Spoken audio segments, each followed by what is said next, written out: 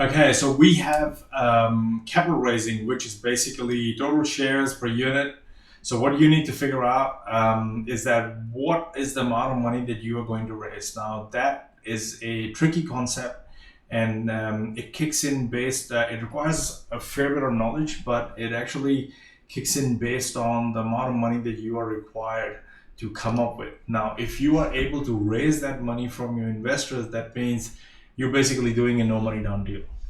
So the way I have structured this is that everything has already been thought through and done for you. So what we are trying to do here is raise the total amount of money that we need to come up with in order to do the development, because the rest can be borrowed from a lender. We are raising that money. So let's look at the total rounded cost. So you've got your total cost, which is 2.75. So if you look here, you've got 2749. So we round them up over here. And if you are not using, that means you got to be able to justify to your investors that the total money that you're going to raise, and you're not going to raise money in $537.60 and so on. So you're going to do a roundup, all of that. But if you're not happy with this roundup, you can come up with your own roundup. So you can say, look, I'm going to go with 2.7 million at this stage, or you can simply copy that number there. Whatever that number is, you basically have to come up with a number, whatever total development costs you are going to allow for in there. Now there is a number there given, and this rounds it up for you. But if you're not happy with that, you can override that. But I'm just going to go with whatever the rounding came up over there. That tells me that my value per share is going to be about 27,500 based on total 100 units. So you might be able to issue 1,000 units or 5,000 units or whatever. In that scenario, the moment it goes over 100, think of this 100 as a percentage. So what this is telling me is that based on the 100% and the money that I need to raise, the value of each share for that unit for the total cost that I've got is going to be 27,500. Now I could override this and say, look, I'm going to go with a $30,000 value. You can override it and put 30,000 in there.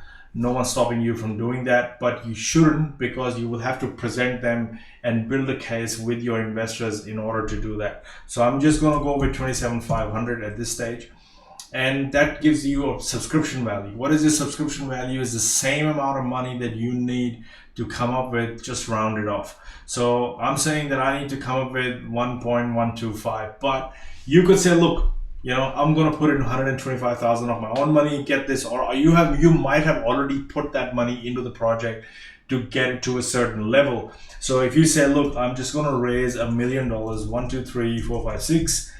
I'm just going to raise $1 million from the investors, and what does it look like? So that's what it will look like. Percentage of shares available for investors based on the amount of money that you need to raise, about 36%. Investors return on equity, that means that if the investors were to buy, if you were to raise $1 million from investors, and they own 36% of the project, they're going to be making about 23.65% return on equity. Whereas this is different from the project's return on equity, because this is for the entire project based on the money that needs to come up and so on. Whereas what you're trying to do is raise this money from the investors, and the rest of it comes from the lender, so that you can do a no money down deal. So you've got investors return on equity 23.65%. You've got investors profit share, which is 236,000. That is telling you based on the amount of money that you are raised, and the amount of money, the percentage of the project that the investors will end up owning. That's what that is. So, and then it will also give you the total number of investors that you require based on the minimum share block. So you might say that, look, I just want each investor to come up with 50,000. You can put in 50,000 there, no problem whatsoever. But again, a lot of things, the Securities Commission comes in, ASIC comes in, your requirement for Australian financial security license kicks in, and it might be a different body in the country that you work in when you're trying to raise money. But in Australia, if you are a sophisticated investor, you are you are allowed to put in money into this project so long as you can prove that you are a sophisticated investors. So I usually keep that at 100,000, because anything below than that, that means you are doubling the number of investors that you would need. That means you are doubling the amount of people that you will need to deal with. The less that number is, the better it is for the development. So especially for small to medium-sized developments where you've got 4 townhouses, you don't want 50 people in the project, so to speak. So you got 100,000. That tells you that you only need 10 people. If this was 50, as you will see, this will change to 20 because you need to come up with twice as much from each person. You need to come up with twice as much money. So I keep it at that. If you find 250,000 and you know that you've got 4 guys, 4 people, 4 investors come together and they can do 250,000, you'll see that that's what they will need to come up with. So your total project profit, whatever that is, 650,000 in this scenario. Value of each share is going to be $1. Well, at this stage, it's different. Value of each share at the moment is 27,500, not $1. But this depends upon how many shares you will need to issue. So here you are issuing 1 million shares at $1 each, whereas this is telling you based on the percentage of the project. So when you are raising money, that means each share is going to be for the percentage side of things. Each share is going to be 27,500 if there are only 100 shares. All this is the percentage side. This is the number of shares and so on. And they will end up owning about 9.1% of the project. And the total return per share is going to be 6,505. And return per investment block is going to be 59,000. That means that if somebody puts in 250,000, they will go home with about 60 grand in profit, and their return on equity is going to be 23.65%. Because see, when people advertise that come and invest in this project and I'll give you 20% return on this money, they are talking about this number here.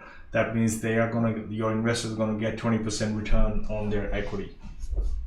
So yeah, this isn't a sophisticated way of doing it. A sophisticated way of doing it is a cash flow waterfall where you have a minimum return that you achieve, and that is not part of this course. That will be covered under a different feasibility suite that I'm working on currently, and that is also not part of the lead developer suite. That is part of a lead developer plus system that is going to be released maybe later down the track sometime. But at this stage, on a ballpark figure, you want to figure out the money that you want to raise, what that money is going to be, and if all that money is going to be raised from investors, so that you can do a no money down deal, and that's how you will figure it out. And I wish you all the very best. Don't forget to check out the other feasibility apps that are included.